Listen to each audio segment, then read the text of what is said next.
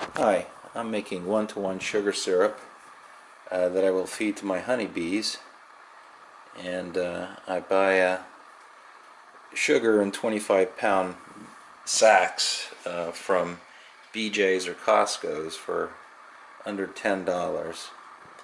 The easiest way to make the 1-to-1, I do it 1-to-1 weight, volume to volume. So I'm using equal volumes of water to sugar. I'm measuring everything in this Measure Right mixing containers. You'll see this emblem here, and I'll be mixing it into a similar 5-gallon bucket.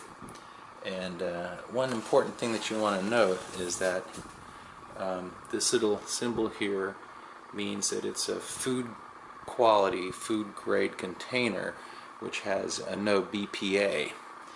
I bought this 5-gallon bucket at Lowe's, and it has a nifty pour spout. I'm using my chicken fryer for boiling the water, and I've poured 2 of these, which is I'm going up to just 4 quarts. So 8 quarts of water, that's 2 of these buckets, to 2 buckets of sugar, and I bring the water to a boil, and then I'll pour the sugar into it.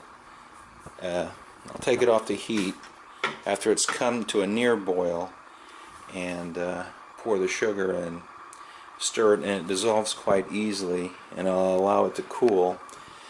And then I'll add about 30 mLs, 30 to 40 mLs per gallon, so about, I don't know, 75 mLs per batch of this Honeybee Healthy product. It stimulates the feeding of sugar to the bees.